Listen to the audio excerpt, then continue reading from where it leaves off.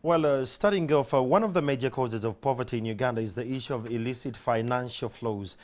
Tax justice activists report that Uganda loses close to 2 trillion shillings in illicit financial flows. That explains to us how big this means.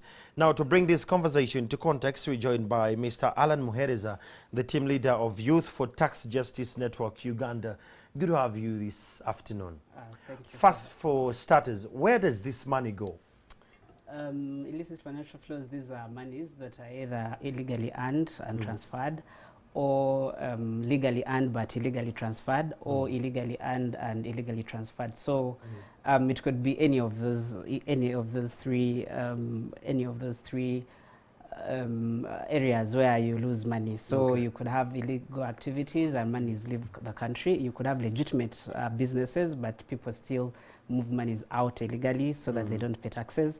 Or you could even have illegal money that has been earned through illegal activities, but it is cleaned and then it's still taken out of the country. So you lose money in those three ways. So in a nutshell, that's illicit financial flows. What are you doing as tax activists to fight the illicit financial flows? Of course, the first thing we're doing is that we want governments to close the loopholes, first in our tax laws that allow big chunks of monies to live untaxed, either through mischaracterization of transactions through commercial dealings.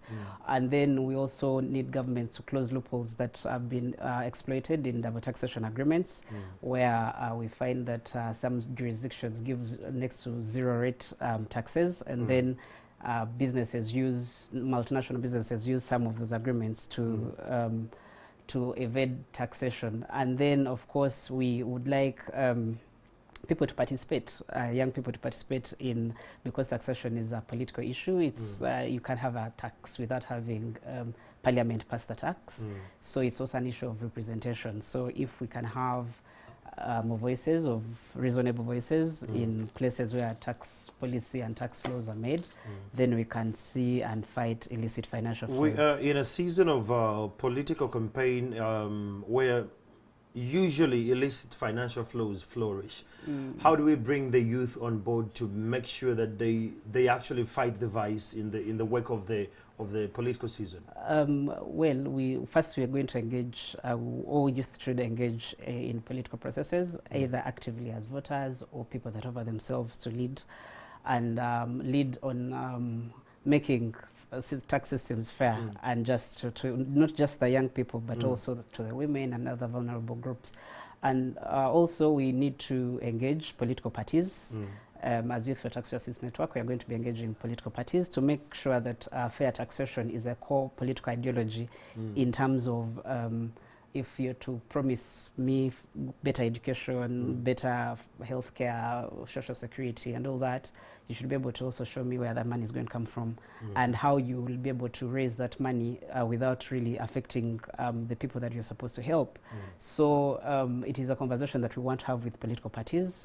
Today we had a meeting and invited some young political actors to have this conversation, especially now that we are starting a political season, that we should know where our money is coming from. That is going, if you're promising development, we should know where the money to pay for it is going to come from. And we've suggested a few areas where we can plug the loopholes and then have that money. Then secondly, we are going to engage official structures that represent young people, like national youth councils, both here at a national level and at a regional level, to make sure that they are the leading voice of young people when it comes to fighting illicit financial flows and also domestic resource mobilization.